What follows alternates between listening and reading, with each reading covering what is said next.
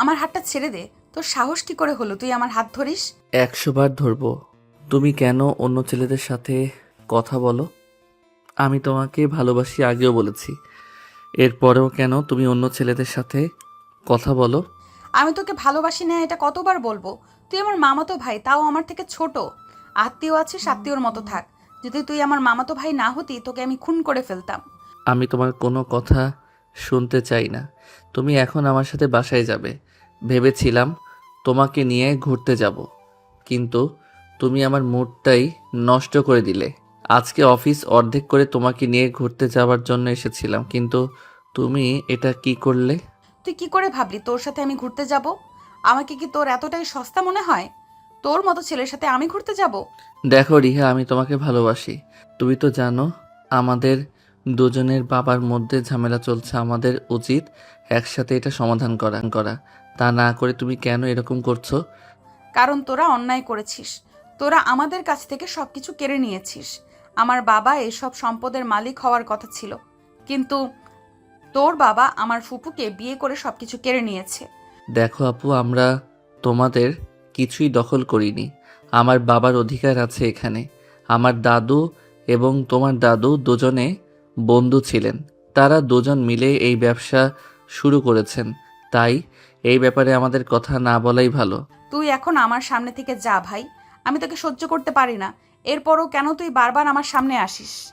তুই এতটা বেহায় কিভাবে হলি? আগে তো তুই এত বেহায় ছিলি না। আমি তোমাকে ভালোবাসি, সেই জন্য তোমাকে কিছু বলতে পারছি না। তুমি বারবার আমাকে অপমান করো, এরপরও আমি তোমার কাছে ফিরে আসি শুধুমাত্র তোমার ভালোবাসা পাওয়ার জন্য। আমি সেই ছোটবেলা থেকেই তোমাকে ভালোবাসি। ভালোবাসা? সেটা কোনোদিনও সম্ভব না। কারণ তোরা আমাদের সবচেয়ে বড় শত্রু। তোদের সাথে আমাদের কোনো সম্পর্ক হতে পারে না। আমাদের বাড়িতে এসে আমাদের সব কিছু কেড়ে নিয়েছিস। এরপরও বলছিস আমাকে ভালোবাসিস। আর তোকে এইসব বলেই বা কি লাভ? তোর বাবাও তো এই রকমই এসে জুড়ে বসেছিল। এরপর আমার ফুপিকে বিয়ে করে সবকিছু দখল করেছে। তোর বাবা যেরকম তুইও সেরকম করেই হয়েছিস। রিহার গালে থাপড় দিতে যাবে তার আগেই রিয়া তৌফিসের হাত ধরে আটকে দিল।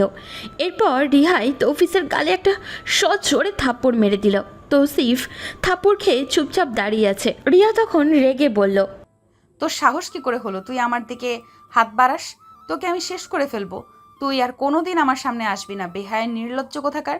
তৌসিফ আর কিছু বলতে পারল না, দৌড়ে বাসায় চলে আসলো। তৌসিফ চৌধুরী বাবা মায়ের একমাত্র সন্তান। তার দাদা এবং রিহার দাদা দুজনে খুব ভালো বন্ধু ছিলেন। সেজন্য তৌসিফের মায়ের সাথে তৌসিফের বাবার বিয়ে দেন। তাই সম্পর্কে দুজন মামাতো ভাই বোন, কিন্তু তাদের দুই পরিবারের মধ্যে অনেক দিন থেকেই ঝামেলা চলছে। কেউ কারোর সাথে কথা বলে না। তৌফিসের দাদু আগে মারা গিয়েছিলেন, সেজন্য রিহার দাদু তৌসিফের বাবা অর্থাৎ রফিক চৌধুরীকে নিয়ে আসেন তার বাসায়। এরপর এখান থেকেই তিনি পড়াশোনা করেন। তার ব্যবহারে মুগ্ধ হয়ে রিহার দাদু নিজের মেয়ে অর্থাৎ তৌসিফের মাকে তার হাতে তুলে দেন। ওদিকে রিহার বাবা আরিফ সাহেব ছোটবেলা থেকেই খারাপ পথে চলতে শুরু করেন। রাতভর বাইরে আড্ডাবাজি, নেশা তার কাছে নিত্যদিনের অভ্যাস ছিল।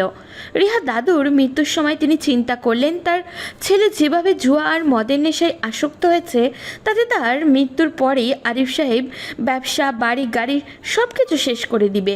তাই তিনি তৌসিফের দাদুর শেয়ার আর নিজের সব সম্পত্তি তার মেয়ের নামে করে দেন এবং বললেন সব কিছু আগলে রাখতে। কোনো দিন যদি আরিফ সাহেব ভালো পথে ফিরে আসেন তাহলে তাকে তার প্রাপ্য ফিরিয়ে দেওয়ার কথা বললেন এবং এটা নিয়েই ঝামেলা শুরু হয়। আরিফ সাহেব ভাবছেন তার বাবা তার সাথে অন্যায় করে সব সম্পত্তি তার বোনের নামে করে দিয়ে গেছেন। এদিকে তৌসিফ সারা রাত কান্না করে কখন যে ঘুমিয়েছে খেয়ালই নেই। সকালে তার মায়ের ডাকে ঘুম ভাঙল। তৌসিফ, আর কত ঘুমাবি বাবা? তাড়াতাড়ি উঠে আয়। আজকে না তোর জন্য মেয়ে দেখতে যাব। সকাল সকাল তার মায়ের মুখে এমন কথা শুনে তৌসিফের মেজাজ খারাপ হলো। মায়ের দিকে তাকিয়ে বলল, তোমার কি খেয়ে দেওয়ার কোনো কাজ থাকে না? সব সময় শুধু আমার পিছনে পড়ে থাকো কেন? আমি বলেছি না আমি বিয়ে করতে চাই না, তাহলে কেন জোর করছো? আমার কি একটুও সুখের আশা নেই? আমি কত আশা নিয়ে বসে আছি আমার একমাত্র ছেলেকে বিয়ে দেব, আমার নাতি নাতনি হবে। কিন্তু তুই আমার সব স্বপ্ন মাটি করে দিবি এভাবে। আম্মু, আমি তোমাকে কতবার বললাম আমি রিহাকে ভালোবাসি, কিন্তু রিহা আমাকে ভালোবাসে না। আমি ওকে ছাড়া আর কাউকে বিয়ে করতে পারবো না। আমি ওকে সত্যি অনেক ভালোবাসি আম্মু। এই কথা শোনার পর তৌসিফের আম্মুর মুখ মলিন হয়ে গেল। এই বাড়ির সবাই জানে তৌসিফ রিয়াকে ভালোবাসে, কিন্তু রিয়া তাকে একদমই সহ্য করতে পারে না।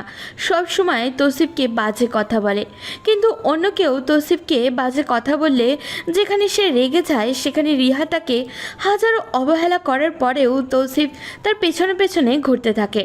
রিয়া দেখতে যে আহামরি সুন্দরী তা খুব একটা নয়, তবুও তৌসিফের মেয়েটাকে খুব ভালো লাগে।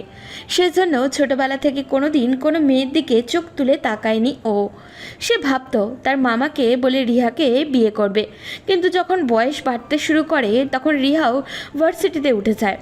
তখন তার চাহিদার সাথে তৌসিফের চাহিদা মেলে না। রিহা বর্তমান যুগের স্মার্ট জীবনযাপনে অভ্যস্ত। তৌসিফের মামি অর্থাৎ রিহার মা একজন শিক্ষিত স্মার্ট মহিলা, সেজন্য নিজের মেয়েকেও তার মতো করে গড়ে তুলেছেন। রিহা ভার্সিটিতে যাওয়ার পর ছেলেদের সাথে ফ্রেন্ডশিপ করে, ঘন্টার পর ঘন্টা আড্ডা দেয়। এত কিছু দেখার পরেও তৌসিফ কোনো রিহার প্রতি এত আকৃষ্ট হলো সেটা বুঝে না তৌসিফের মা। তিনি ছেলের মনের অবস্থা বুঝতে পেরে মাথায় হাত বোলাতে বোলাতে বললেন, বাবা, তুই জানিস রিহা তোকে ভালোবাসে না, আর তোর মামাও কোনোদিন এই সম্পর্ক মেনে নেবে না। তাহলে কেন তুই রিহার পেছনে পড়ে আছিস? তৌসিফ তার আম্মুর দিকে তাকাতেই দেখলো তার মায়ের মন খারাপ হয়ে গেছে। তৌসিফ মাকে জড়িয়ে ধরে বলল, কি করব আম্মু, আমি তোকে ভালোবেসে ফেলেছি। আমার কেন এরকম হয় আমি নিজেও জানি না। তার এত অবহেলার পরেও আমি কেন তার কাছে বারবার ফিরে যাই। নিজের মনকে বোঝানোর চেষ্টা কর বাবা, তুই বড় হয়েছিস, এখন নিজেকে একটু বোঝানোর চেষ্টা কর। রিহার আচার আচরণ দেখেছিস, ও আমাদের সাথে মানিয়ে নিতে পারবে না। তৌসিফ চুপচাপ মায়ের কথা শুনছিল। তার মা তাকে অনেক বোঝালো, কিন্তু তৌসিফের সব কিছু মাথার উপর দিয়ে গেল, কারণ সে রিয়াকে ভালোবাসে। তাই রিহার ব্যাপারে কোনো বাজে কথা শুনতে তার একদমই ভালো লাগে না। তৌসিফ উঠে ফ্রেশ হয়ে অফিসে যাওয়ার জন্য প্রস্তুতি নিল। তৌসিফ এবং তার বাবা দুজনেই একসাথে অফিসে যায়। দুজনেই কাজ নিয়ে অনেক বেশি সিরিয়াস। সে নিচে নামতেই দেখলেও তার মামা বসে ব্রেকফাস্ট করছেন, আর তৌসিফের বাবাও নিচের দিকে তাকিয়ে পাশে বসে ব্রেকফাস্ট করছেন। দুজনের মধ্যেই এমন সম্পর্ক হবে কেউ কোনোদিনও চিন্তাও করতে পারেনি। এই তো 5 বছর আগের কথা। তখন তৌসিফের নানু বেঁচে ছিলেন। তৌসিফের নানু অনেক রাগী মানুষ ছিলেন, সেজন্য তারা দুজনেই একদম সোজা হয়ে চলাফেরা করত। তৌসিফের নানু বাসায় বসে থাকতেন, কিন্তু দুজনকেই যেই রকম বলতেন ঠিক সেই রকমই করত। দুজনেই অফিসটা অনেক ভালো করে সামলাচ্ছিল, তাদের মধ্যে অনেক ভালো সম্পর্কও ছিল। তৌসিফ আর রিহা দুজনে ভালো বন্ধুর মতো ছিল, কিন্তু হঠাৎ করেই তার নানুর মৃত্যু হয়। এরপর থেকে সব কিছু কেমন জানি পরিবর্তন শুরু হয়ে গেল। ওদিকে তৌসিফের মামার সাথে কয়েকজন জুয়ারির পরিচয় হয়, ফলে একসময় অফিসের বিভিন্ন কাজে তিনি তৌসিফের বাবার সাথে বেইমানি করে টাকা নিয়ে যেতেন। এই জন্য তৌসিফের বাবা রাগ করে তাকে অফিস থেকে বের করে দেন।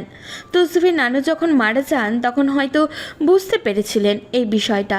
সব কিছুর পর তার সন্তান তিনি সবচেয়ে ভালো বুঝেছিলেন। এমন কোনো জিনিস নেই যেটা উনি জুয়া খেলার ব্যবহার করেননি। এমনকি নিজের স্ত্রীর বিয়ের গহনা পর্যন্ত তিনি জুয়া খেলায় নিয়ে হারিয়ে ফেলেছেন, কিন্তু তার মুখের দিকে তাকালে মনে হয় না তিনি এটা নিয়ে কোনো অনুশোচনায় ভুগছেন। তৌসিফ তখন নিচে গেল। তখন তৌসিফের মামা তার দিকে তাকিয়ে বললেন, তৌসিফ, আমার কিছু টাকার দরকার আজকে। আরিফ সাহেব সাধারণত তৌসিফের বাবার কাছে টাকা চাইতেন, কিন্তু তৌসিফের বাবার সাথে সম্পর্ক খারাপ হওয়ার পর থেকে তৌসিফের কাছে টাকা চান। তৌসিফের সাথে সবারই মোটামুটি খুব একটা ভালোই সম্পর্ক, কারণ তাদের এইসব ঝামেলায় তৌসিফের থাকতে চায় না। তৌসিফের বাবা অফিসে একা সামলাতে পারছিলেন না, তাই অনার্সে ভর্তি হওয়ার পর থেকে তৌসিফের বাবার সাথে অফিসে হেল্প করে। তৌসিফ তখন তার মামাকে বলল, আচ্ছা মামা, তুমি যাওয়ার সময় আমার কাছ থেকে টাকা নিয়ে যেও।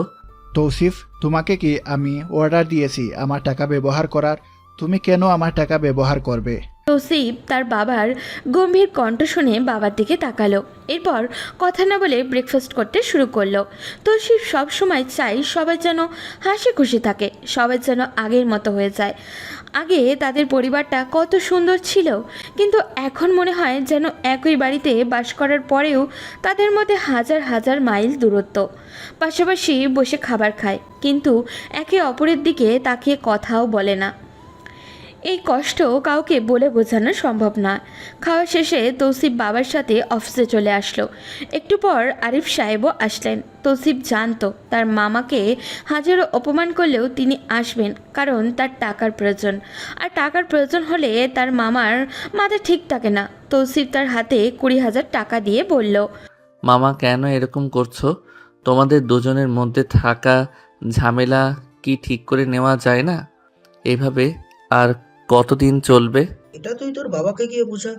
এই বাড়িতে আমরা দুই ভাই বোন, দুজনের সমান অধিকার হওয়ার কথা ছিল, কিন্তু তোর বাবা একা সবকিছু আত্মসাৎ করে নিয়েছে। তোর বাবা একটা বেঈমান। তৌসিফ অনেক কষ্ট হলো এরকম কথা শুনে। নিজের বাবার নামে এরকম বাজে কথা শুনলে যে কোনো সন্তানেরই খুব খারাপ লাগবে। কিন্তু তৌসিফ শান্ত গলায় তার মামার দিকে তাকিয়ে বলল, এরকম কথা বলতে হয় না মামা, উনি তোমার বড় বোনের জামাই। তোমাকে তো সব কিছু দেওয়া হতো, অফিসের অর্ধেক তুমি পেতে, কিন্তু তুমি জুয়া খেলায় মগ্ন হয়ে পড়লে। ওইসব করে তুমি যত টাকা নষ্ট করেছো তার হিসাব কখনো করেছো? ওই টাকা আয় করতে কত কষ্ট হয় সেটা তো তুমি নিজেও জানো। তৌসিফ, আমি তোকে পছন্দ করি বলে তুই তোর বাবার মতো আমাকে কথা শোনাবি? এটা আমি মেনে নিব না। তুই বাচ্চা ছেলে, এসব সম্পত্তির মারপ্যাচ বুঝবি না। আমি এখন যাচ্ছি। বলেই আরিফ সাহেব তৌসিফের সামনে থেকে চলে গেলেন। তৌসিফ তখন চেয়ারে হেলান দিয়ে ভাবতে লাগলো কি করবে। সে জানে না তাদের দুই পরিবার কি আবার কোনোদিনও এক হবে। একটু পর তৌসিফের বাবা তৌসিফের কাছে আসলেন। তৌসিফ তার বাবার চোখ মুখ দেখেই বুঝতে পারছেন তিনি বেশ রেগে আছেন। তৌসিফের বাবা তার সামনে বসে বললেন, আমি তোমাকে বারবার বলেছি আরিফকে টাকা দিবে না। আরিফ টাকা পাওয়ার পর কি করে তুমি জানো না? এতে আমাদের পরিবারের সম্মান নষ্ট হচ্ছে। আমার শ্বশুর আব্বুর একটা সম্মান ছিল, কিন্তু ও সব কিছু শেষ করে দিয়েছে। ওকে কেন টাকা দিতে গেলে? আমি কি তোমাকে আমার টাকা ব্যবহার করার অর্ডার দিয়েছিলাম? বাবা, আমি বুঝতে পারছি মামা এই টাকা নেওয়ার পর খারাপ কাজে লাগাবে, কিন্তু কি করব বলো? উনি কোনো কাজ করেন না, টাকা পাবেন কোথায়? আর উনি এই পরিবারের সন্তান হিসেবে ওনার একটা অধিকার আছে। ও এই পরিবারের সম্মান নষ্ট করছে। ওর মতো সন্তানের এই পৃথিবীতে বেঁচে থাকার চেয়ে মরে যাওয়া ভালো। ওকে আমার আত্মীয় বলতে আমার লজ্জা লাগে। আমি এত কষ্ট করে এই টাকাগুলো ইনকাম করি, আর ও এই টাকা নিয়ে মদের আড্ডাখানায় গিয়ে তামসা করে। ওকে যে বাড়িতে থাকতে দিয়েছি এটাই অনেক ওর জন্য। আমার শ্বশুরমশাই আমাকে এই দায়িত্ব দিয়ে গেছেন। এই সম্পদ রক্ষা করার আমার কর্তব্য। বাবা, তুমি শান্ত হও, একদিন সব কিছু ঠিক হয়ে যাবে। মামা একদিন নিজের ভুল বুঝতে পারবে, তুমি একটু ধৈর্য ধরো। এদিকে রিহা রুমে বসে আছে।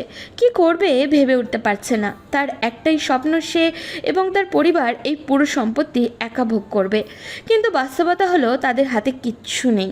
রিয়া তখন বসে বসে বিড়বিড় করছিল, দাদু অনেক বড় একটা অন্যায় করেছেন আমাদের সাথে। আমরা এই বাড়ির সদস্য হওয়ার পরও আমাদেরকে কিছু না দিয়ে সব কিছু তার মেয়ে আর মেয়ের জামাইকে দিয়ে গেছেন।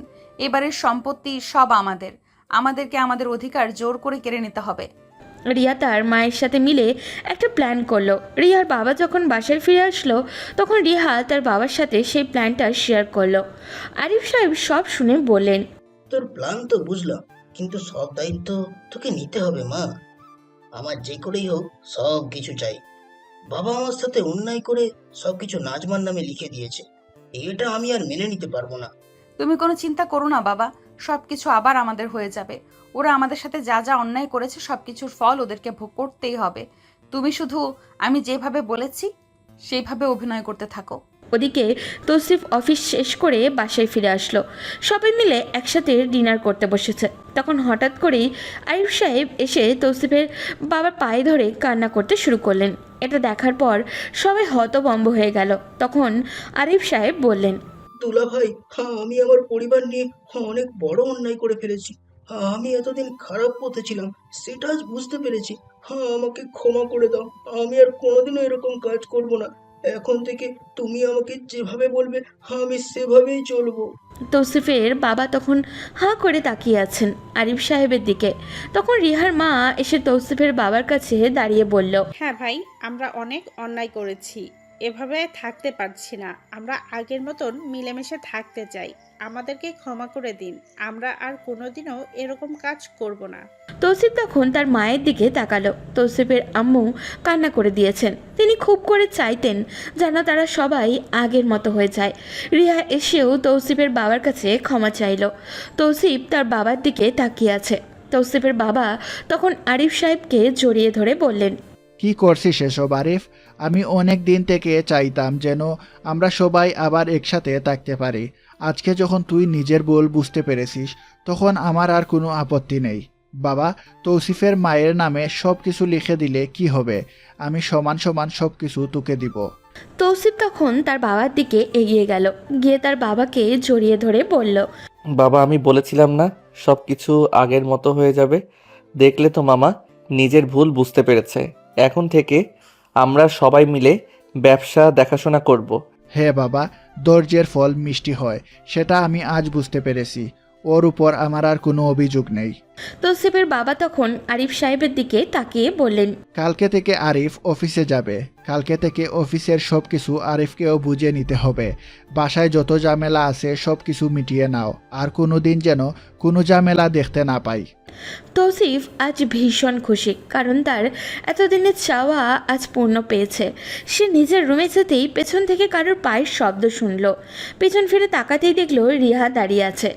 তৌসিফ হঠাৎই রিহাকে তার রুমে দেখে থতমত খেয়ে গেল। নিজেকে স্বাভাবিক করে রিহার দিকে তাকিয়ে বলল, কি ব্যাপার রিহা, তুমি আমার রুমে? আমি তোমার সাথে অনেক অন্যায় করেছি তৌসিফ, আর কোনোদিন এরকম কাজ করব না। আমি তোকে অনেক কষ্ট দিয়েছি, তুই আমাকে ভালোবেসেছিস, তার বিনিময়ে আমি তোকে বারবার অপমান করেছি। তৌসিফ তখন রিহার দিকে তাকিয়ে আছে। রিয়া প্রায় কান্না করে দিয়েছে। তৌসিফ মুচকি হেসে রিহার দিকে তাকিয়ে বলল, আরে পাগলি, কান্না করো কেন? আমার তোমার উপর কোনো অভিযোগ নেই। তুমি একটা অন্ধকার জগতে ছিলে, যেরকম ছিলে সেরকম থাকলে সারা জীবন অন্ধকারের মধ্যে থাকতে হতো। কিন্তু আজকে তুমি তোমার ভুল বুঝতে পেরেছ, এটাই আমার কাছে অনেক। আমার আর কিছু চাই না। তৌসিফ, আমি চাই সব সময় তোর পাশে থাকতে। আমি অন্যায় করেছি এতদিন তোর থেকে দূরে থেকে। তুই কি আমাকে তোর আপন করবি তৌসিফ? তৌসিফ তখন কান্না করে দিল। এটা তৌসিফ কোনো দিনও ভাবতে পারেনি। এতদিন থেকে সে রিয়াকে ভালোবাসত, কিন্তু রিহা সবসময় তাকে ইগনোর করত। আজ রিহা যখন তাকে আপন করতে চাইছে, তখনও তৌসিফের বুকটা ফেটে যাচ্ছে। তৌসিফ উঠে রিয়াকে জড়িয়ে ধরে কান্না করে বলল, তুমি বিশ্বাস করতে পারবে না আমি কতদিন থেকে এই সময়টার অপেক্ষায় ছিলাম। আমি ভাষায় বলে প্রকাশ করতে পারবো না আমি কতটা খুশি হয়েছি। আমি জানি তৌসিফ, তুই আমার উপর অনেক অভিমান করেছিস। কথা দিচ্ছি আর কোনো দিন অন্যায় কাজ করব না। আমি সব সময় তোর সাথে থাকবো। তুই যেভাবে বলবি সেভাবেই চলবো। আমি আর কোনো খারাপ পথে চলতে চাই না তৌসিফ। না রিহা, তোমার উপর আমার কোনো অভিমান নেই। আমি তোমাকে ভালোবাসি, আর ভালোবাসার মানুষের উপর রাগ অভিমান টিকিয়ে রাখা যায় না। রিয়া তখন তৌসিফকে শক্ত করে জড়িয়ে ধরল। তৌসিফ নিজেও জানে না তার জন্য কত বড় বিপদ অপেক্ষা করছে। রিয়া তৌসিফের সাথে আরও বেশ কিছুক্ষণ কথা বলে রুমে চলে আসলো। তখন রিহার আম্মু রিহার রুমে এসে বলল, কি ব্যাপার রিহা, তৌসিফ কোথায়? আরে আম্মু, তুমি কোনো চিন্তা করবে না, আমি তৌসিফকে বুঝিয়ে বলছি। তৌসিফ আবার আমাকে বিশ্বাস করতে শুরু করেছে। খুব তাড়াতাড়ি আমরা তৌসিফকে ব্যবহার করে সবকিছু নিয়ে আসব। আমি ওই দিনের অপেক্ষায় আছি। ওদেরকে পথে বসতে দেখলে আমার থেকে বেশি খুশি আর কেউ হবে না। আম্মু, তোমাকে আর বেশি দিন অপেক্ষা করতে হবে না। তুমি শুধু আমার উপর একটু ভরসা করো, আমি সবকিছু আবার আমাদের কাছে নিয়ে আসব। ওরা আমাদের উপর আর জোর খাটাতে পারবে না। ওদিকে তৌসিফ নিজের রুমের মধ্যেই বসে আছে। সে অনেক খুশি, কারণ তার সব স্বপ্ন একে একে পূরণ হতে চলেছে। তৌসিফ তখন তার আম্মুর রুমে গেল। তৌসিফের আম্মু তখন তাকে এভাবে দেখে তার দিকে তাকিয়ে বলল, কি ব্যাপার? আমার ছেলেকে আজকে দেখছি অনেক বেশি খুশি খুশি লাগছে। কি হচ্ছে? আম্মু, আজকে আমি অনেক বেশি খুশি। রিহা আমার কাছে এসেছিল, সে নিজের ভুল বুঝতে পেরেছে। সে আমার সাথে অনেক ভালো ব্যবহার করেছে।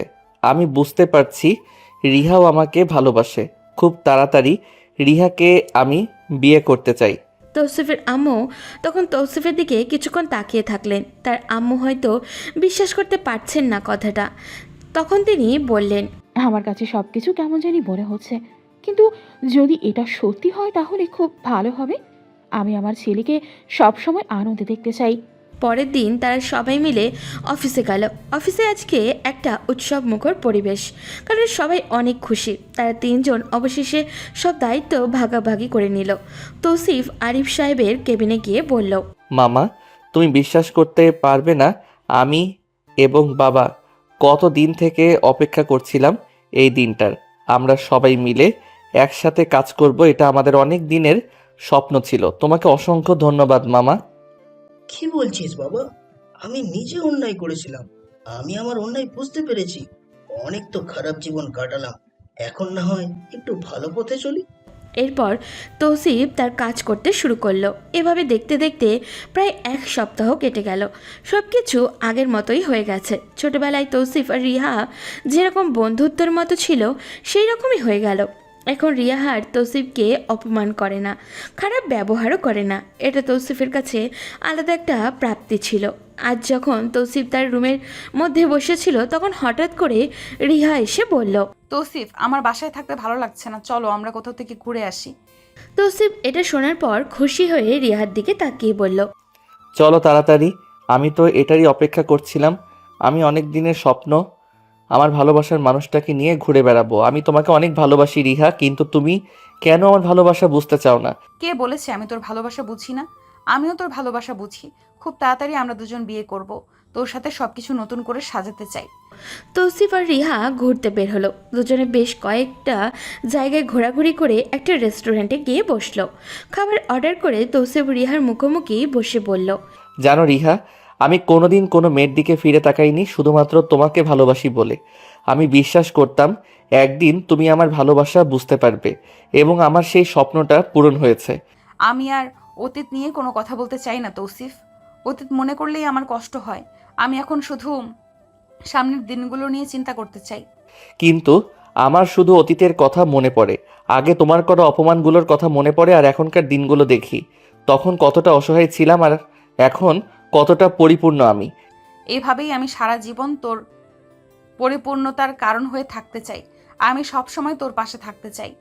এভাবে সবাই অনেক হাসাহাসি আনন্দে দিনগুলো কাটাচ্ছিল তারা। অনেক দিন হয়ে গেল। এখন রিয়াকে তার প্ল্যানটা সাকসেসফুল করতে হবে। সেজন্য রিয়া প্রস্তুতি হয়ে নিল।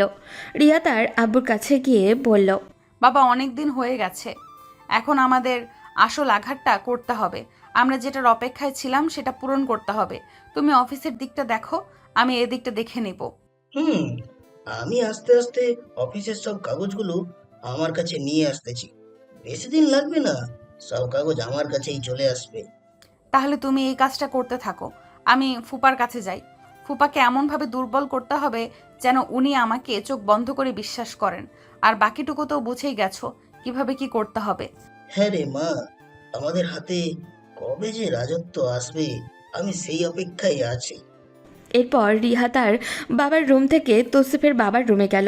গিয়ে তাকে জড়িয়ে বলল, আমি একা থাকতে পারছি না ফুপা, আমি তৌসিফের সাথে থাকতে চাই। তোমরা ওর সাথে আমার বিয়ের ব্যবস্থা করো। আমি খুব তাড়াতাড়ি তৌসিফকে বিয়ে করতে চাই।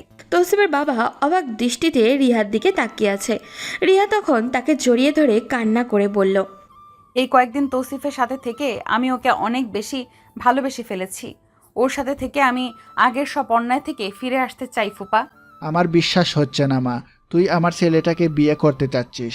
তুই কোনো চিন্তা করবি না, আমি খুব তাড়াতাড়ি তোদের বিয়ের ব্যবস্থা করছি। ফুপা, তুমি আমাকে ক্ষমা করে দিয়েছো তো? আমার সব সময় মনে হয় আমি তোমাদের সাথে অন্যায় করেছি। অপরাধ বোধ কাজ করে প্রতিটা মুহূর্তে। তুই যা করছিস তা একটা অন্ধকার জগৎ থেকে করেছিস, সেজন্য এইসব নিয়ে আমার কোনো অভিযোগ নেই।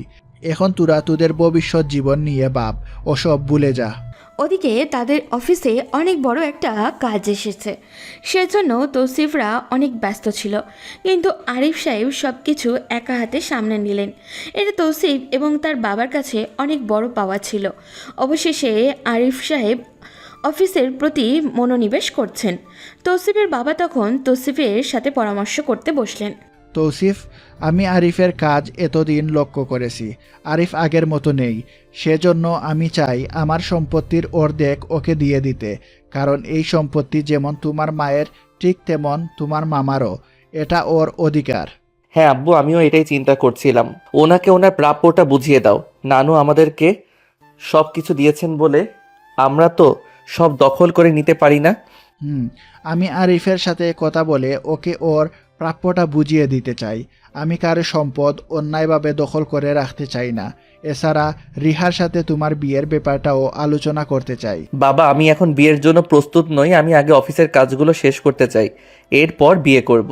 আমি রিহাকে সব কিছু বলেছি, ও রাজি হয়েছে। 2 মাস পরে বিয়ের আয়োজন করো। আপাতত সব কিছু ওনাকে বুঝিয়ে দাও। তোর যেরকম ভালো মনে হয় সেরকম করবি। আমি তোকে কোনোদিন জোর করিনি। আমি জানি আমার ছেলে যেটা করবে সেটা ঠিকই করবে। এরপর তৌসিফ তার বাবার সাথে কথা বলে ব্যবস্থা শুরু করলো। রিহার বাবাকে তার প্রাপ্য সম্পত্তি বুঝিয়ে দেওয়া হবে, কারণ আরিফ সাহেব তাদের বিশ্বাস অর্জন করে নিয়েছে। তিনি প্রমাণ করে দিয়েছেন তিনি আগের মতো আর নেই। তৌসিফ বাসায় ফিরে সবাইকে কথাটা বলল। ওদিকে রিহা যখন শুনল তার ফুপা তাদের অর্ধেক সম্পত্তি দিয়ে দেবেন, তখন রিহা মনে মনে বলল, এতদিন যেমন তোরা সব কিছু দখল করে একা ভোগ করেছিস, এবার আমরাও সব কিছুর মালিক হতে চাই। আমরা কেন অর্ধেক নিব? তৌসিফের বাবা আরিফ সাহেবকে কাছে ডেকে বললেন, আরিফ, আমি সব কিছু সমানভাবে ভাগ করে এসেছি। এই এই তার কাগজ। আমি চাই না তোর সম্পত্তি দখল করে রাখতে। আরিফ সাহেব জানতেন তাকে কি বলতে হবে। তিনি তার মুখস্থ করা ডায়লগগুলোই তৌসিফের বাবার দিকে তাকিয়ে বললেন, না দুলা ভাই, আমার এসব লাগবে না। আমি এভাবেই ভালো আছি। এসব পাওয়ার পর আবার হয়তো খারাপ পথে চলে যেতে পারি। সেই জন্য আমি চাই সবকিছু তোমার কাছেই থাকুক। আমি তো এমনিতেই সবকিছু ভোগ করতেছি। তৌসিফের বাবা তখন আরিফ সাহেবের কথা শুনে অনেক খুশি হলেন। তিনি চিন্তাও করতে পারছিলেন না আরিফ সাহেব এইরকম কথা বলছেন। তিনি আরিফ সাহেবের দিকে তাকিয়ে বললেন, না ভাই, এটা আমি রেখে কি করব? এটা তোর প্রাপ্য। আমি এটা তোকে দিয়ে দিতে চাই। আমার জন্য এগুলো রাখা অন্যায়। তাহলে তো এটা আমারও নেওয়া অন্যায় হবে, কারণ এটা বাবা তোমার নামে লিখে দিয়েছে। এখন তুমি সবকিছুর মালিক। আমি চাই সবকিছু তোমার কাছেই থাকুক। তুমি প্লিজ এসব নেওয়ার জন্য আমাকে জোর করো না। আমি এটা না হয় না দিলাম, কিন্তু আমার তোর কাছ থেকে আরও একটা জিনিস চাওয়ার আছে। এটা কিন্তু তুই আমাকে দিতেই হবে। কি বলছো দুলা ভাই? তুমি আমার কাছে আবার কি চাইবে? তুমি আমাকে অর্ডার করো, তুমি যা বলবে আমি তাই মেনে নেব। না, এটা তোর জিনিস, তোর কাছেই চাইতে হবে। আমি চাই রিহা মামনির সাথে আমার ছেলের বিয়ে দিতে। তোর যদি কোনো আপত্তি না থাকে। আমার এতে কোনো আপত্তি নেই। তৌসিফের মতো ছেলে যদি আমার মেয়েকে বিয়ে করে, এটাই আমার কাছে অনেক বেশি কিছু। এটাতে বাধা দেবার মতো সাহস আমার নেই। আচ্ছা ঠিক আছে, তাহলে আমি আস্তে আস্তে ওদের বিয়ের ব্যবস্থা করছি। কয়েকদিন পর ওদের বিয়ে দিয়ে দিব। এরপর তারা যে যার রুমে চলে আসলো। তৌসিফের বেশ খুশি লাগছিল, কারণ তার আর রিহার মধ্যে এখন আর কোনো বাধা নেই। এতদিন যে চিন্তায় ছিল সেই চিন্তা দূর হয়ে গেছে। এভাবেই আরও 4-5 দিন চলে গেল। হঠাৎ করেই একদিন রিহা তৌসিফের কাছে আসলো। তৌসিফ তখন রুমের মধ্যেই বসেছিল। তার বাবা মা দুজনেই বাগানে বসে গল্প করছিল। তৌসিফ তখন রিহার দিকে তাকিয়ে বলল, রিহা, তুমি এই সময় আমার রুমে? রিয়া তখন তৌসিফের দিকে তাকিয়ে একটা হাসি দিয়ে ওর দিকে এগিয়ে যেতে শুরু করলো। তৌসিফ অবাক হয়ে গেল। রিয়া তখন তৌসিফকে জড়িয়ে ধরে বলল, তৌসিফ, তুমি একটাবার চিন্তা করে দেখো তো, যদি বাড়ির সবাই তোমাকে ভুল বুঝে সবাই তোমাকে বাড়ি থেকে বের করে দেয়, তাহলে তুমি কোথায় যাবে? রিহা, তুমি এসব কি বলছো? আমাকে কেন বাড়ি থেকে বের করে দিবে? আমি কি করেছি? তুমি কিছুই করনি, কিন্তু এখন করবে। আর এমন কিছু করবে যেটার কারণে তোমাকে বাড়ি থেকে বের করে দেওয়া হবে। ফুপা আমাকে অনেক বিশ্বাস করেন এবং ভালোবাসেন। যদি শোনেন যে আমার সাথে তুমি খারাপ কিছু করার চেষ্টা করেছো, তাহলে কি হবে ভাবতে পারছো? তৌসিফ তখন কিছুটা ভয় পেয়ে গেল। রিয়া এসব কি বলছে? তৌসিফ তার দিকে তাকিয়ে বলল, রিহা, তুমি এসব কি বলছো? আমি কেন তোমার সাথে খারাপ কিছু করার চেষ্টা করব? তোমার সাথে আমার বিয়ে ঠিক হয়েছে। কয়েকদিন পরে আমাদের বিয়ে। তুমি না করলেও আমি করব, এবং তোমাকে ফাঁসাবো। তোমাকে এই বাড়ি থেকে বের করে দেওয়াটাই আমার মূল টার্গেট। রিহা প্লিজ, এরকম কিছু করো না যাতে আমার সম্মান নষ্ট হয়। আমি তোমাকে অনেক ভালোবাসি, আর তুমিও তো আমাকে ভালোবাসো, তাহলে কেন এরকম করছো? আমার সম্মান নষ্ট হলে তোমার কি একটু কষ্ট লাগবে না? আমার কেন কষ্ট লাগবে? এখন থেকে এই সব কিছু আমাদের হয়ে যাবে। তুই কি ভাবছিস আমরা ভালো হয়ে গেছি? আরে বলদ, আমরা এতদিন অভিনয় করছিলাম তোদের কাছ থেকে সবকিছু কেড়ে নেওয়ার জন্য। তৌসিফ রিহার কথা বিশ্বাসই করতে পারছিল না। রিহার দিকে তাকিয়ে সে অসহায় কণ্ঠে বলল, রিহা, প্লিজ এরকম করো না। আমি তোমাকে সত্যিই ভালোবাসি। তুমি আমার সাথে এত বড় বেইমানি করতে পারো না। কিন্তু আমি তোকে ভালোবাসি না। আমি তোর সাথে এতদিন থেকে অভিনয় করছিলাম তোকে শেষ করে দেওয়ার জন্য। তুই আমার কাছ থেকে সব কিছু কেড়ে নিয়েছিস। আমার জীবনের সব আনন্দ তোরা বাবা ছেলে মিলে কেড়ে নিয়েছিস। এখন আর তুই আমার হাত থেকে বাঁচতে পারবি না। বলে রিহা তৌসিফের উপরে ঝাঁপিয়ে পড়ল। তৌসিফ তখন তাকে সরানোর চেষ্টা করছে, কিন্তু রিহা চিৎকার করতে শুরু করলো। তৌসিফ রিহার মুখ চেপে ধরল, কিন্তু রিহা তৌসিফকে ধাক্কা দিয়ে দরজার কাছে গিয়ে দরজাটা বন্ধ করে দিয়ে চিৎকার করতে শুরু করলো। বাইরে থেকে সবাই চিৎকার শুনে তৌসিফের রুমের দিকে এগিয়ে আসলো। তৌসিফ তখন রিহাকে থামিয়ে দিয়ে বলল, কেন এরকম করছো? আমার সম্মান নষ্ট হবে, সবাই আমাকে ভুল বুঝবে। তুমি এরকম করো না প্লিজ। তোকে আজকে আমার হাত থেকে কেউ বাঁচাতে পারবে না তৌসিফ। আজ সবার সামনে তোর সম্মান মাটির সাথে মিশে যাবে। বাঁচাও, বাঁচাও, আমাকে বাঁচাও। রিহার চিৎকার শুনে বাইরে থেকে সবাই দরজা ধাক্কা দিতে শুরু করলো। তৌসিফ দরজা খুলতে যাবে, কিন্তু রিহা তাকে আটকে ধরল। অবশেষে তৌসিফের বাবা এবং মামা দরজা ভেঙে ভিতরে ঢুকে গেল। তৌসিফ তখন তাদের দিকে তাকিয়ে আছে। রিহা তার জামার কয়েকটা জায়গা ছিঁড়ে ফেলেছে। এটা দেখার পর তৌসিফের বাবা তৌসিফের দিকে তাকিয়ে আছে। রিহা তৌসিফের বাবার কাছে গিয়ে বলল, দেখো ফুপা, তৌসিফ আমার সাথে কি করতে চেয়েছে। আমি ওকে ভালোবাসি, কিন্তু ও আমার সাথে এত বড় অন্যায় করবে এটা আমি কোনোদিন ভাবতেও পারিনি। কয়েকদিন পর ওর সাথে আমার এমনিতেই বিয়ে হতো, কিন্তু এর মধ্যেই ও আমার সাথে এমনটা করলো। প্লিজ বিশ্বাস করো বাবা, আমি এসব করিনি। ও আমাকে ফাঁসাতে চাচ্ছে। কেন এরকম করছে আমি কিছুই বুঝতে পারছি না। ফুপা, তুমি আমার কথা বিশ্বাস করো, তৌসিফ আমার শারীরিক সম্পর্ক করার চেষ্টা করেছিল। সে আমাকে বলেছে সে নাকি আমাকে ভালোবাসে না, শুধুমাত্র আমাকে ব্যবহার করতে চেয়েছিল। তোমরা ওর সাথে আমার বিয়ে ঠিক করেছো, এটাও মেনে নিতে পারছে না, সেজন্য এরকম করতে চেয়েছে। তৌসিফ তখন শুধু রিহার দিকে তাকিয়ে আছে। তৌসিফের মামা চুপচাপ দাঁড়িয়ে আছেন, কিন্তু তার স্ত্রী থেমে থাকলেন না। তৌসিফের মামি তখন তার কাছে এসে বললেন, ছোটবেলা থেকে তোমাকে নিজের ছেলের মতোই দেখেছি, কিন্তু তুমি এটা কি করলে? আমার মেয়ের জীবনটা নষ্ট করে দেওয়ার চেষ্টা তুমি কেন করলে তৌসিফ? তোমাকে আমরা বিশ্বাস করতাম, তুমি আমাদের বিশ্বাস নিয়ে এভাবে খেলা করবে এটা আমি কোনোদিনই ভাবতে পারিনি। মামি, প্লিজ আমার কথা বিশ্বাস করো। আমি এরকম কিছু করিনি। ও আমাকে ফাঁসাতে চাইছে।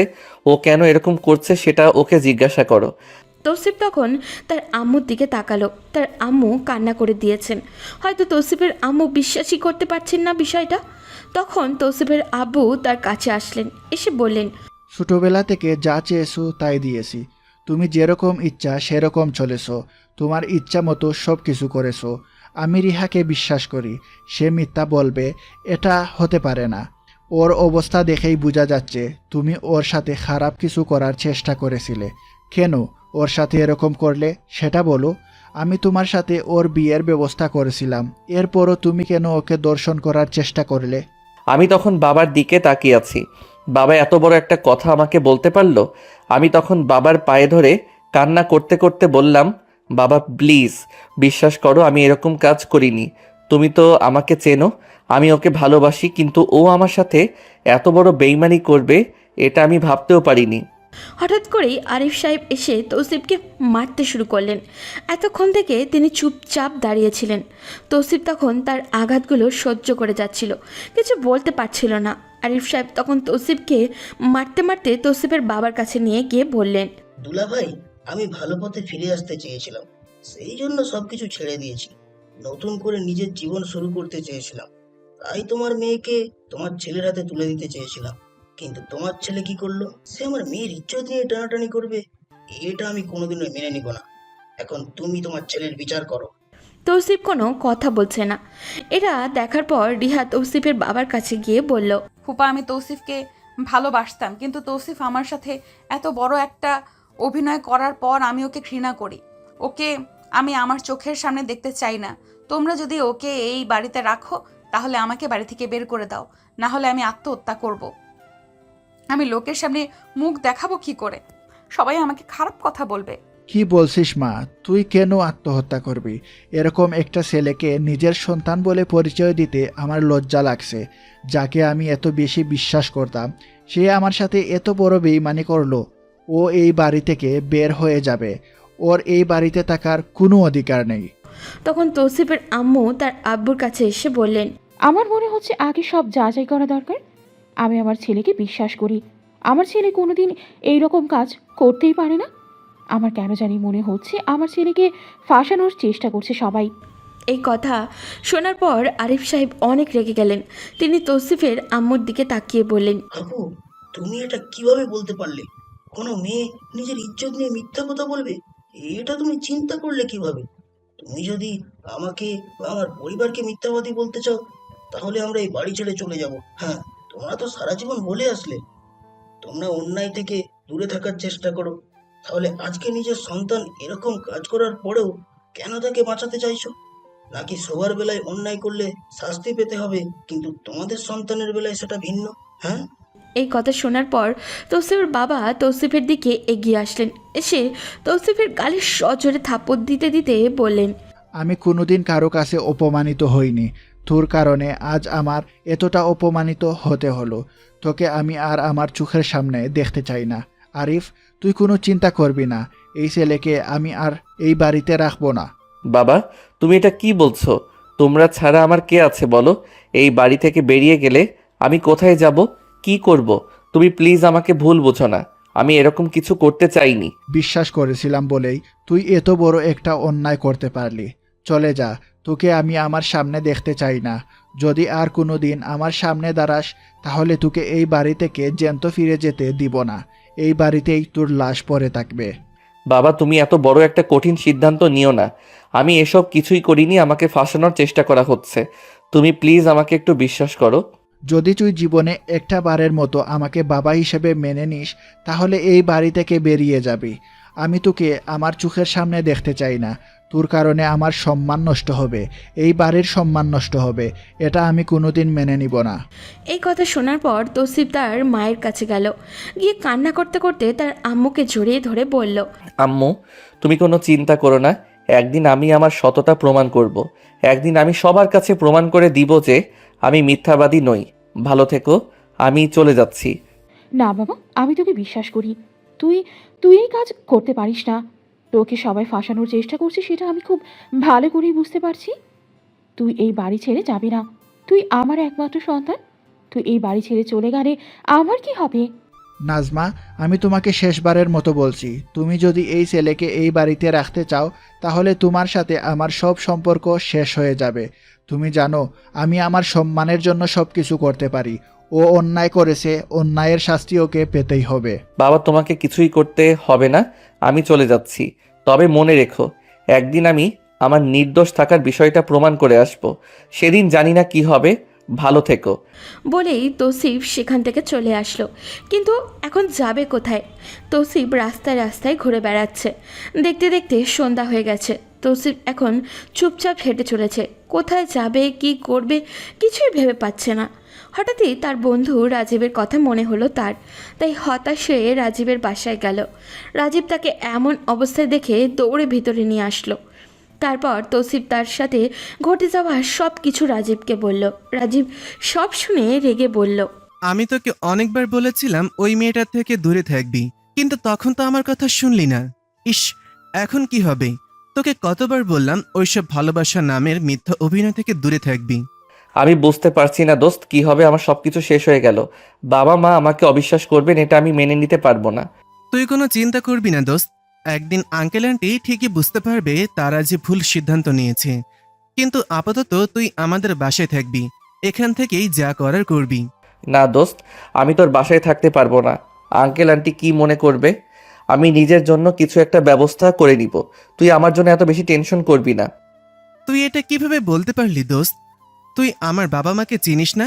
তারা কি আমাকে আর তোকে কোনোদিন আলাদাভাবে দেখেছে?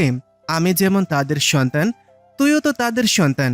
আমার বাবার অপারেশনের সময় তুই এত বড় সহযোগিতা করলি, এসব আমরা ভুলে যাব কি করে? একটু পর রাজীবের বাবা মাও আসলেন। তারা তৌসিফকে দেখে অনেক খুশি হলেন। এরপর তৌসিফ রাজীবের বাবা মাকেও সব কিছু খুলে বলল। তারা তৌসিফের এই রকম ঘটনা শুনে বেশ কষ্ট পেয়েছেন। তাদের বাড়ির আরও একজন সদস্য, সে কোথায় আছে সেটা তৌসিফ নিজেও জানে না। সে হচ্ছে মেঘা, তৌসিফের থেকে 1 বছরের বড়। তৌসিফ যে ভার্সিটিতে পড়তো, মেঘাও ওই ভার্সিটিতে পড়তো। ওর রেজাল্ট সব সময় পুরো ভার্সিটির মধ্যে সেরা হতো। ওদিকে মেঘা তখন রুমের মধ্যেই ঘুমিয়েছিল। সে কিছুই জানে না বাড়িতে কি হয়েছে। বেশ কিছুক্ষণ পর ঘুম ভাঙতে খেয়াল হলো আজ তার শপিংয়ে যাওয়ার কথা। তাই তাড়াতাড়ি উঠে রাজীবের রুমে গেল। গিয়ে দেখে ছেলেটা কম্বল মুড়ি দিয়ে শুয়ে আছে। সবে সন্ধ্যা হয়েছে, এখনই এই অবস্থা? মেঘা তখন কম্বলের উপর দিয়ে রাজীবকে মারতে শুরু করলো। হঠাৎ করে কেউ কম্বলের নিচ থেকে মাথা বের করলো। এটা দেখার পর মেঘা চিৎকার দিয়ে উঠল। তাকিয়ে দেখে তার ভাইয়ের বন্ধু তৌসিফ। মেঘা হাঁ হয়ে তৌসিফের দিকে তাকিয়ে আছে। সে এটা কি করলো? দাঁত দিয়ে নখ কামড়াতে কামড়াতে সে বলল, আরে তৌসিফ, তুমি কখন আসলে? আমি বুঝতে পারিনি, ভেবেছিলাম রাজীব, সেই জন্য এভাবে মেরেছি। প্লিজ কিছু মনে করো না। তৌসিফ মেঘা আপুর দিকে তাকিয়ে চোখ নামিয়ে নিল, কারণ মেঘার শরীরের ওড়নাটা পর্যন্ত নেই। দেখেই মনে হচ্ছে এইমাত্র ঘুম থেকে উঠেছে। তৌসিফ নিচের দিকে তাকিয়ে বলল, ইটস ওকে আপু, এরকম ভুল হতেই পারে। আমি কিছু মনে করিনি, কিন্তু তুমি এভাবে মারার প্ল্যান করেছিলে কেন? তৌসিফকে নিচের দিকে তাকিয়ে থাকতে দেখে মেঘা তার শরীরের দিকে তাকালো। তার গায়েও ওড়নাটা নেই। এটা দেখে সে তাড়াহুড়ো করে বলল, সেটা তোমাকে পরে বলা যাবে, আগে ওকে খুঁজে বের করতে হবে। বলেই মেঘা দৌড়ে চলে আসলো। তৌসিফের সামনে এভাবে গিয়ে সে বেশ লজ্জায় পড়ে গেল। সেই অনেক আগ থেকেই মেঘা তৌসিফকে পছন্দ করে, কিন্তু কোনোদিনও তার সামনে বলতে পারেনি, কারণ তৌসিফ রিয়াকে ভালোবাসে। মেঘার বাবা মা তাকে বিয়ের জন্য অনেক চাপ দিচ্ছিল, কিন্তু মেঘা বিয়ে করতেই চাচ্ছিল না। এভাবে দেখতে দেখতে 3 দিন চলে গেল। রাজীবের বাড়িতে তৌসিফের 3 দিন থাকাও হয়ে গেল।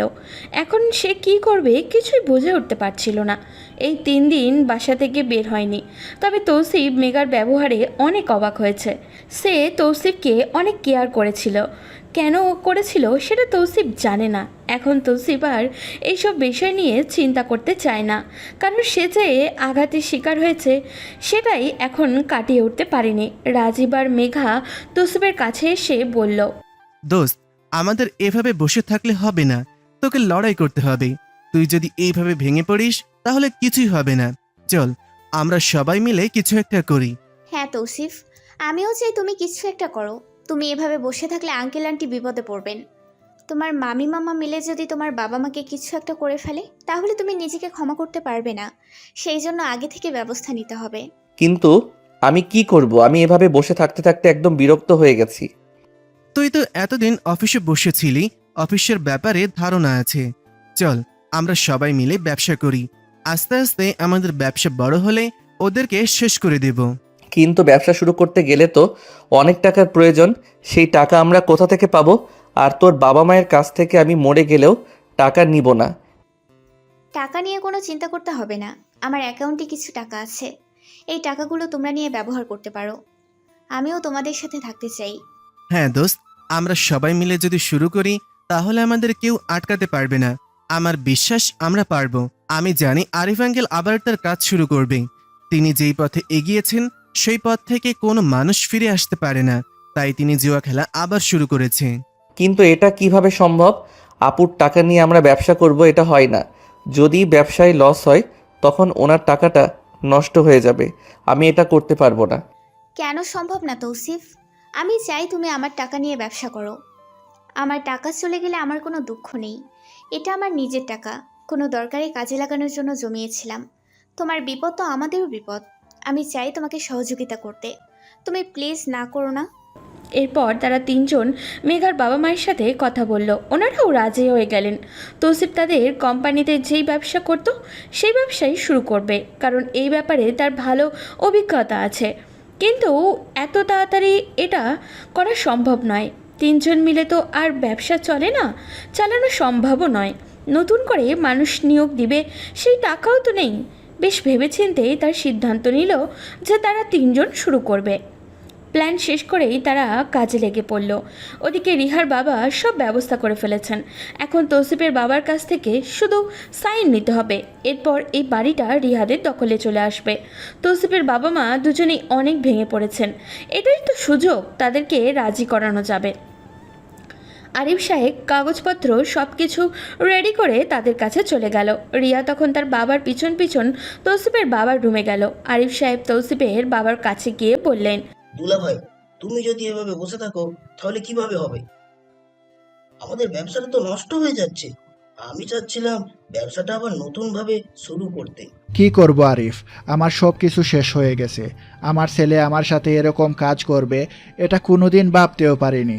তুই সব কিছুদিন দেখাশোনা কর, আমি ব্যবসা থেকে কিছুদিন দূরে থাকতে চাই। আচ্ছা দুলা ভাই, তুমি এই পেপারে একটা সাইন করে দাও। অফিসের খুব গুরুত্বপূর্ণ একটা ফাইল এটা। তুমি চাইলে পুরোপুরি পড়ে দেখতে পারো। আমি রেডি করে এনেছি, নতুন একটা ডিল হবে। কিন্তু তৌসিফের বাবা কোনো কিছু না দেখেই সাইন করে দিলেন। এরপর তারা সেখান থেকে বেরিয়ে এসে চিৎকার করে হাসতে শুরু করলো, কারণ এখন সব কিছু তাদের হয়ে গেছে। তারা আগে থেকেই সব কিছু প্রস্তুতি করেই রেখেছিল। যদি তৌসিফের বাবা সাইন নাও করতো, এরপরেও তারা ঠিকই সব নিজেদের দখলে নিয়ে আসতো, কারণ তারা তৌসিফের বাবার সাইন নকল করার জন্য লোক ঠিক করে রেখেছিল। কিন্তু তাদের কিছুই করতে হয়নি, তৌসিফের বাবা নিজেই সাইন করে দিয়েছেন। এভাবে 2-3 দিন কেটে গেল, সব কিছু তারা ঠিক করেই নিল। এখন আসল খেলাটা খেলতে হবে। তৌসিফের বাবা মা বসেছিল ড্রয়িং রুমে। রিহা তার আব্বু আম্মুকে নিয়ে তাদের সামনে গিয়ে বলল, কি ব্যাপার, এখানে বসে আছো কেন? বাসার সবাই কাজকর্মগুলো কে করবে? এখন ব্যবসা ভালো চলছে না, কাজকর্ম কিন্তু করতে হবে। যাও, বাজার নিয়ে আসো। আরিফ সাহেব এমন কথা শুনে তৌসিফের বাবা তার দিকে তাকালেন। আরিফ সাহেব তখন একটা কাগজ বের করে তৌসিফের বাবা মায়ের সামনে ধরে বললেন, তোমরা কি ভেবেছিলে আমি সবকিছু ছেড়ে দিয়েছি? না, আমি এতদিন থেকে শুধু অভিনয় করছিলাম তোমাদের কাছ থেকে প্রতিশোধ নেওয়ার জন্য। অনেক দিন থেকে স্বপ্ন দেখেছিলাম এই বাড়িটা আমার হবে, এই অফিস, সবকিছুর মালিক আমি হব। কিন্তু কিছুতেই পারছিলাম না তোমাদের কারণে। সেই জন্য আস্তে আস্তে সবকিছু আমার কাছে নিয়ে এসেছি। এখন তোমরা এই বাড়িতে আমার আন্ডারে থাকবে। এই বাড়ির মালিক এখন আমি। হা হা হা হা হা। এই কথা শোনার পর তৌসিফের বাবা অনেক রেগে গেলেন। কাগজগুলো হাতে নিয়ে পড়তে শুরু করলেন। দেখলেন সব কিছু আরিফ সাহেবের নামে রেজিস্টার করা। এটা দেখার পর তৌসিফের বাবা রিহার দিকে তাকিয়ে বললেন, আমি তোমাকে বিশ্বাস করেছিলাম, কিন্তু তুমি এত বড় একটা বেইমানি করলে আমার সাথে। তার মানে আমার ছেলে কিছুই করেনি, তোমরা আমার ছেলেকে ফাঁসিয়েছো। এত কিছু এখন চিন্তা করতে চাই না মিস্টার রফিক চৌধুরী। এখন থেকে তোমরা এই বাড়ির কাজের লোকের মতো থাকবে। যদি বেশি বাড়াবাড়ি করার চেষ্টা করো তাহলে বাড়ি থেকে বের করে দিব।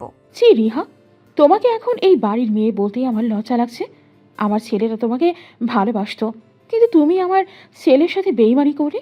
আমি আগেই বলেছিলাম, তুমি সব কিছু না দেখে আমার ছেলেটাকে বাড়ি থেকে বের করে দিলে। সব দোষ তোমার। এই যে, এখন এসব কথা শোনার সময় নেই। যাও, কাজ করতে শুরু করো, না হলে এ বাড়ি থেকে বের হয়ে যেতে হবে। বলে রিহার আম্মুকে তৌসিফের আম্মুকে ধাক্কা দিল। তিনি কিছুটা দূরে গিয়ে ছিটকে পড়লেন।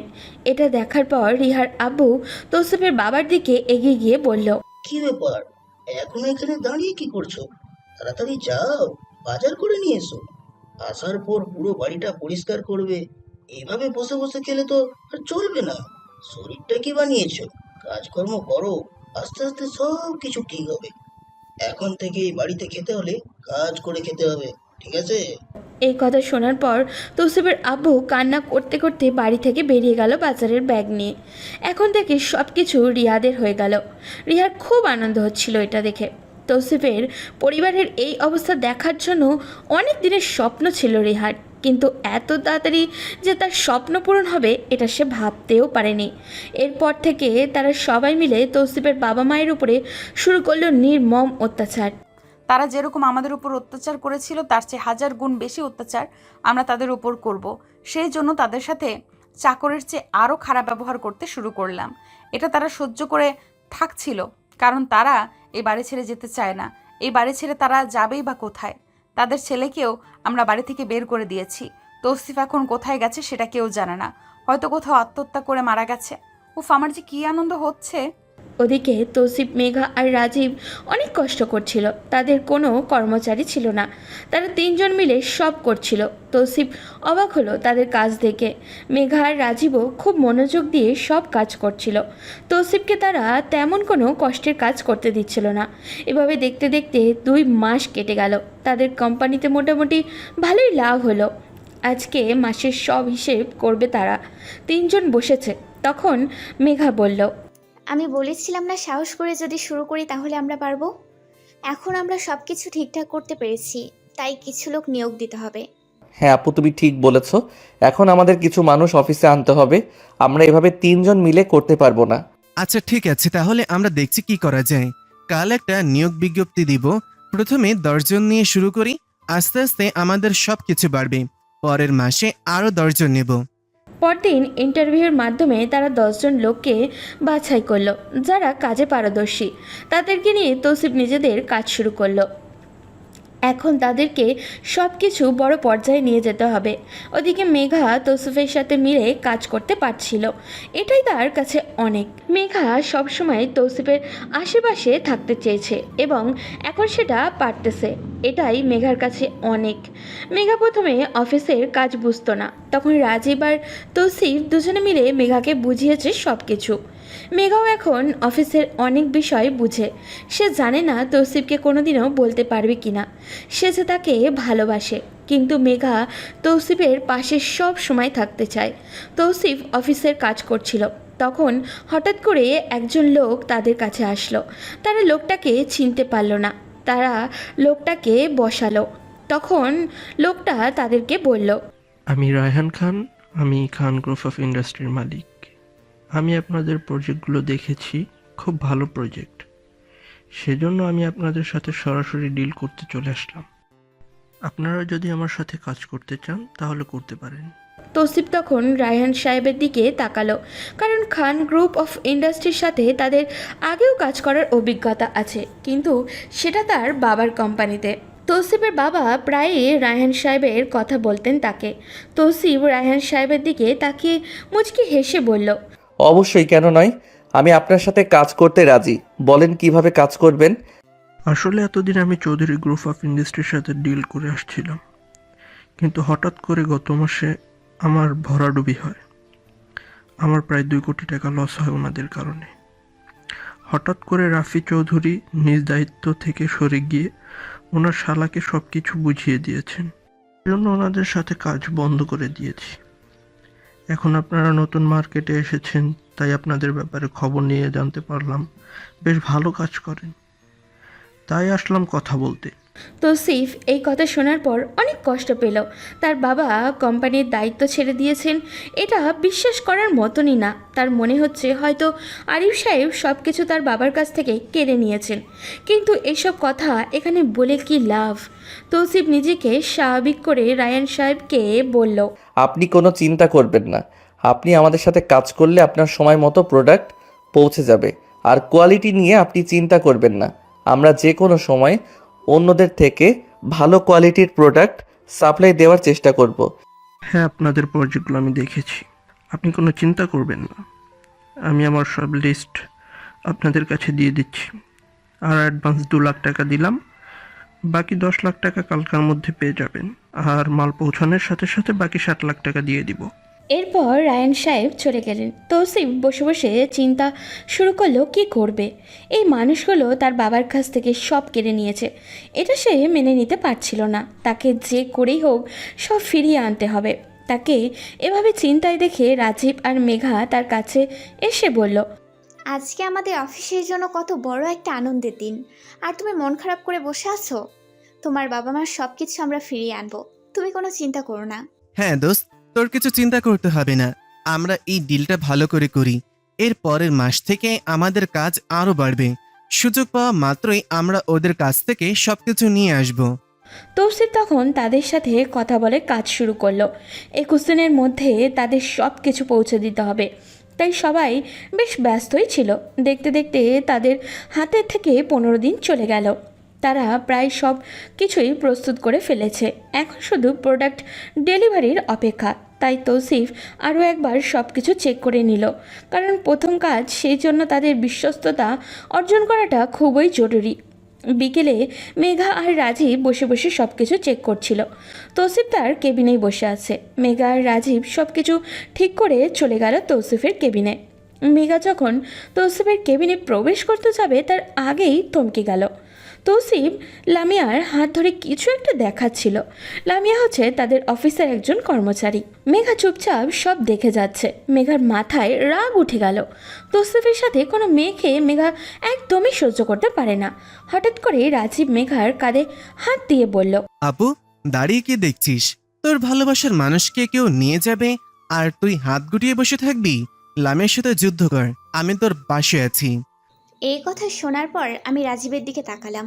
আমি তো কাউকে বলিনি যে আমি তৌসিফকে ভালোবাসি, তাহলে রাজীব কিভাবে জানলো? আমি তখন তার দিকে তাকিয়ে বললাম, তুই এসব কি বলছিস রাজীব? আমাকে কিছুই বোঝাতে হবে না আপু, আমি সবকিছু জানি। আমি এতদিন থেকে লক্ষ্য করছি তোদের বিষয়টা। তুই সবসময় তৌসিফকে কেয়ার করিস, তৌসিফের ব্যাপারে সবসময় খোঁজ খবর নিস। এটাই প্রমাণ করে তুই তৌসিফকে ভালোবাসিস। আমি তোর পাশে আছি, আমি তৌসিফকে বুঝাবো। এই কথা শোনার পর মেঘা রাজীবের দিকে তাকিয়ে রইল। রাজীব ইশারায় মেঘাকে যেতে বলল। মেঘা ভিতরেও গেল। ভিতরে গিয়ে লামিয়ার দিকে তাকিয়ে বলল, লামিয়া, তুমি এখানে কি করছো? তাড়াতাড়ি বাইরে যাও, তোমার সাথে কাজ আছে। তুমি বাইরে গিয়ে দাঁড়াও, আমি তোমার সাথে এসে কথা বলছি। ম্যাম, স্যার আমাকে অনেক গুরুত্বপূর্ণ একটা বিষয় বোঝাচ্ছিলেন। আমি একটু পরে আসছি, আপনি প্লিজ অপেক্ষা করুন। এই মেয়ে, তোমার কত বড় সাহস, তুমি আমার মুখের ওপর কথা বলো? আমি তোমাকে বলেছি এখান থেকে চলে যেতে, তাহলে এখানে দাঁড়িয়ে আছো কেন? তাড়াতাড়ি যাও। লামিয়া তখন মেঘার সামনে থেকে চলে গেল। তৌসিফ মেঘার দিকে তাকিয়ে আছে।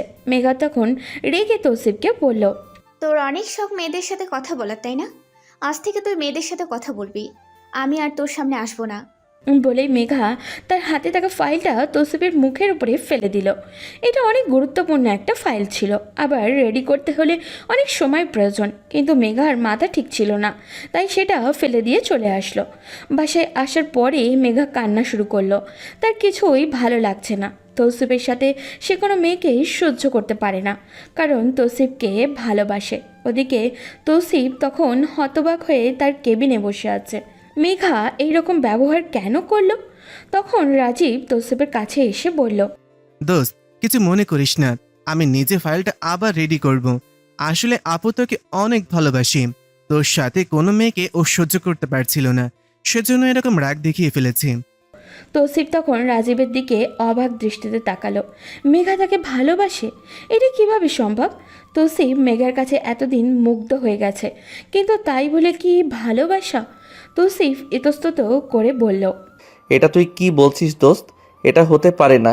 মেঘা আপু আমাকে ভালোবাসে, এটা কিভাবে সম্ভব? দোস্ত প্লিজ না করিস না, আমার বোন তোকে অনেক ভালোবাসি। আমি এতদিন থেকে আমার বোনের খুশি দেখে অনেক খুশি ছিলাম। তুই পাশে থাকলে ও সবকিছু ভুলে যায়। তুই প্লিজ না করিস না। তৌসিফ আর কিছুই বলল না। সে সেখান থেকে কাজকর্ম সব শেষ করে একটা গোপন জায়গা চলে গেল। তৌসিফ সবার আড়ালে একজন জুয়ারির সাথে দেখা করেছে।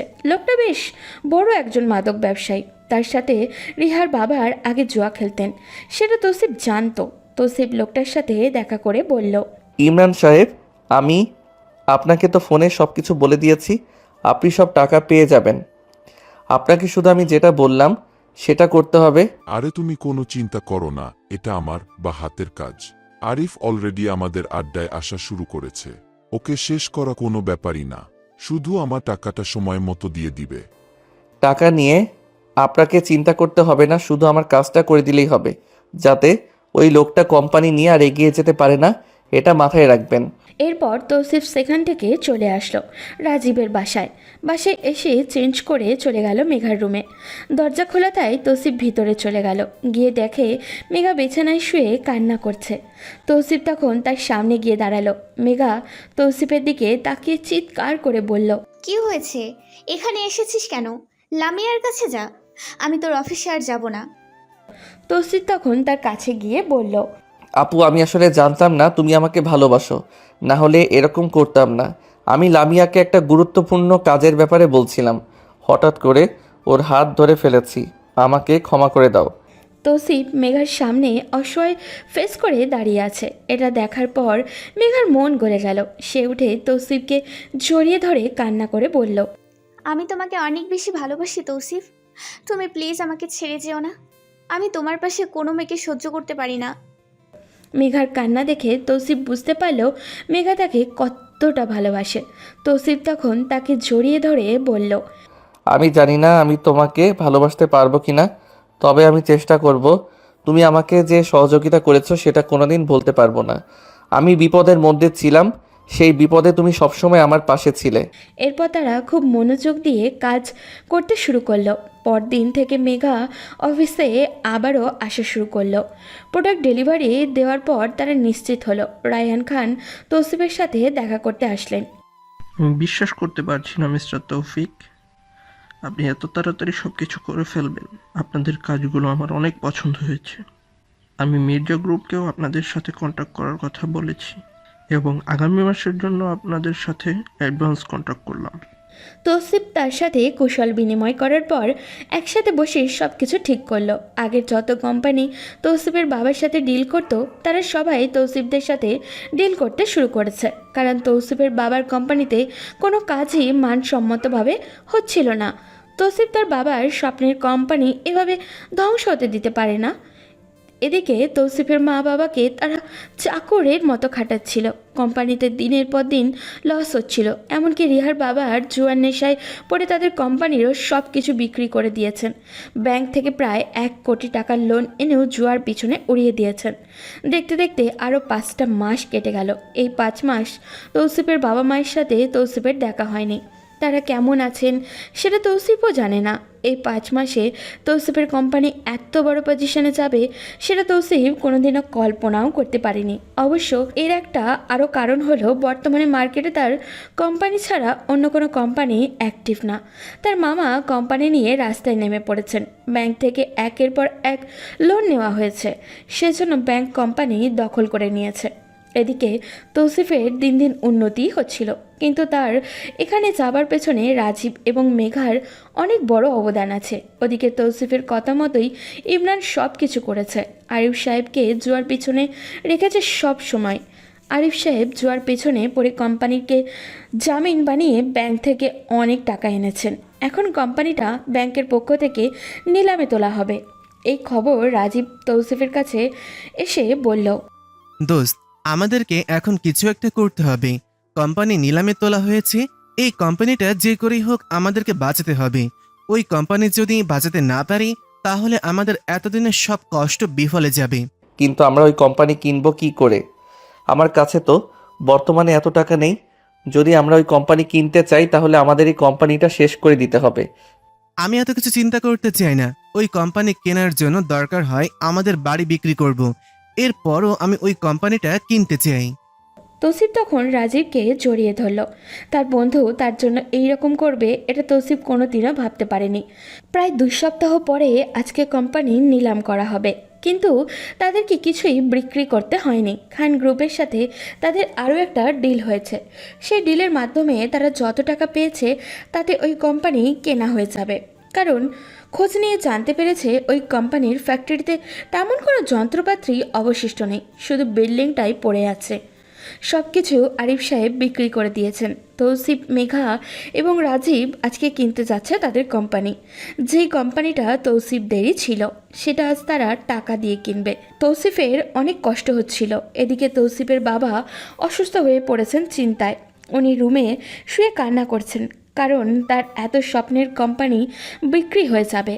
ওদিকে আরিফ সাহেব একদম রাস্তায় নেমে গেছেন। নিলামে কেউ তৌসিফের সামনে দাঁড়াতে পারল না, কারণ তাদের উদ্দেশ্য নিয়ে এসেছে যাই হয়ে যাক এই কোম্পানি তারা কিনবেই। শেষ পর্যন্ত তারা সেটাই করে ছাড়ল। এখন আর তাকে অপেক্ষা করতে হবে না। তৌসিফ কাগজপত্র সব কিছু বুঝে নিয়ে পরদিন সকালে চলে গেল তাদের বাসায়। এতদিন বাসায় আসা হয়নি, তাই বাসার পরিবেশ সব কিছু পরিবর্তন হয়ে গেছে। রিহা ড্রয়িং রুমে হতাশ হয়ে বসে আছে, কারণ তাদের কোম্পানিটা বিক্রি হয়ে গেছে। এখন শুধু এই বাড়িটাই পড়ে আছে। কিন্তু পরে জানতে পারলো বাড়ির কাগজপত্র পর্যন্ত তার বাবা কোম্পানির সাথে দিয়ে দিয়েছে, শুধু জুয়ার পেছনে পড়ে। এই জন্য রিহা তার বাবার সাথে অনেক রাগারাগিও করেছিল। হঠাৎ করে কেউ একজন দরজা দিয়ে ঢুকলো। রিয়া পেছনে তাকিয়ে দেখে রাজীব, তৌসিফ এবং মেঘা, সাথে কিছু পুলিশ নিয়েও ঢুকেছে। এটা দেখার পর রিয়া আশ্চর্য হয়ে যায়। তৌসিফ সাথে করে পুলিশ নিয়ে এসেছে, কারণ আরিফ সাহেব এবং তার পরিবারকে পুলিশের কাছে ধরিয়ে দিবে। তাদেরকে এভাবে ছেড়ে দিলে চলবে না। তৌসিফ ভেতরে ঢুকতেই দেখলো তার বাবা, মা এবং বাকি সবাই দাঁড়িয়ে আছে। তাদের অবস্থা দেখার পর তৌসিফের ভেতরটা ফেটে যাচ্ছিল। তৌসিফ তখন কাগজপত্র সব কিছু তাদের সামনে প্রকাশ করলো। এটা দেখার পর রিহার পরিবারের সবাই বেশ ভয় পেয়ে গেল। তৌসিফের বাবা তৌসিফের দিকে তাকিয়ে আছেন, কিন্তু তৌসিফ তাদের দিকে একবারও তাকালো না। পুলিশ আরিফ সাহেব এবং তার পরিবারকে ধরে নিয়ে যাওয়ার জন্য রেডি হচ্ছে। এটা দেখার পর আরিফ সাহেব তৌসিফের কাছে এসে কান্না করে বললেন, হ্যাঁ, আমাকে ক্ষমা করে দাও তৌসিফ। হ্যাঁ, আমি তো তোমার মামা। তুমি আমার সাথে এরকম করতে পারো না। আমি আর কোনোদিন এরকম কাজ করব না। কি বললি? তোর মতো জঘন্য মানুষকে আমি আর কোনোদিন আমার আত্মীয় বলবো না। আমার সাথে তোর রক্তের সম্পর্ক ছিন্ন হয়ে গেছে অনেক আগেই। আজ তোকে সব অন্যায়ের শাস্তি পেতেই হবে। তখন তারা সবাই তৌসিফের দিকে তাকিয়ে কান্না করছিল, কিন্তু তৌসিফ তাদের কথা শুনল না। পুলিশ তাদেরকে ধরে নিয়ে গেল। এটা দেখার পর তৌসিফের বাবা তার কাছে আসলেন। তৌসিফ তখন তার বাবাকে জড়িয়ে ধরে বলল, বাবা, তুমি কোনো চিন্তা করো না, তোমার কোম্পানি কিছুই হয়নি। আমি তোমার কোম্পানি কিনে নিয়েছি। আমাকে ক্ষমা করে দিস বাবা, আমি অনেক বড় ভুল করে ফেলেছি। তোর কথা চিন্তা না করে আমি এরকম একটা সিদ্ধান্ত নিয়ে ফেলেছিলাম। বাবা, এসব কি বলছো? তুমি আমার বাবা, তুমি আমার কাছে ক্ষমা চাইতে পারো না। তবে আমাকে এই জায়গায় আসতে যারা সহযোগিতা করছে তাদেরকে তোমরা ধন্যবাদ দিতে পারো। আর আমি মেঘাকে বিয়ে করতে চাই, কারণ আমি মেঘাকে ভালোবাসি। ওই মেয়েটার কথা আমি ভুলে যেতে চাই। ওর কথা আমার সামনে আর কেউ বলবে না। ওদের সাথে আমার আর কোনো সম্পর্ক নেই। মেঘা তখন তৌসিফের দিকে তাকালো। তৌসিফের পরিবারে মেঘার পরিবারের সাথে কথা বলল। মেঘার পরিবার মেঘাকে আগের মতো দেখতে পেয়ে অনেক খুশি ছিল। যেখানে তৌসিফ অনিশ্চিত জীবনের পথে পা বাড়িয়েছিল, সেখানে ও আজ এত বড় কোম্পানির মালিক। এক সপ্তাহের ভিতরেই তাদের বিয়েও হয়ে গেল। আজকে বাসর ঘরে বসে আছে মেঘা। তৌসিফ এসে তার পাশে বসলো। মেঘা তখন তৌসিফের দিকে তাকিয়ে আছে। তৌসিফ মেঘার ঘুমটা তুলে তার দিকে তাকিয়ে বলল, মেঘা, তুমি যদি আমার পাশে না থাকতে তাহলে আমি এই কাজ কোনোদিন করতে পারতাম না। তোমার কাছে আমি চিরকৃতজ্ঞ। তোমার এই ঋণ আমি কোনোদিন শোধ করতে পারবো না। মেঘা তখন তৌসিফকে জড়িয়ে ধরে বলল, তুমি এসব কি বলছো? আমি তোমার স্ত্রী। আমি তোমাকে আগে থেকেই ভালোবাসতাম, কিন্তু বলতে পারতাম না। আজ আমাদের ভালোবাসা পূর্ণতা পেয়েছে, এটাই আমার কাছে অনেক কিছু। আমি আর কিছু চাই না। আমি সারা জীবনে এভাবেই থাকতে চাই। তৌসিফ মেঘাকে জড়িয়ে ধরল। বাস্তব জীবনে এইরকম মানুষ যদি পাশে থাকে তাহলে কোনো সমস্যাকেই সমস্যা বলে মনে হয় না। আমাদের আশেপাশের মানুষগুলো মাঝে মাঝে আমাদের সাথে এত বড় বড় বেইমানি করে যা সহ্য করার মতো নয়। দূরের মানুষ কষ্ট দিলে সেটা সহ্য করা যায়, কিন্তু নিজের আপন মানুষগুলো কষ্ট দিলে সেটা সত্যি অনেক দুঃখজনক। তাই সবার কাছে অনুরোধ, নিজের অবস্থানের উপরে সন্তুষ্ট থাকুন। একদিন এমন কিছু আসবে যা আপনি কল্পনাও করতে পারবেন না। সব মানুষ যেন নিজেদের ভালোবাসাকে নিয়ে জীবনযাপন করতে পারে, এই প্রত্যাশা রেখে আজকের গল্প এখানেই শেষ করলাম। দেখা হবে পরবর্তী কোনো গল্পতে। সে পর্যন্ত সবাই ভালো থাকবেন এবং সুস্থ থাকবেন।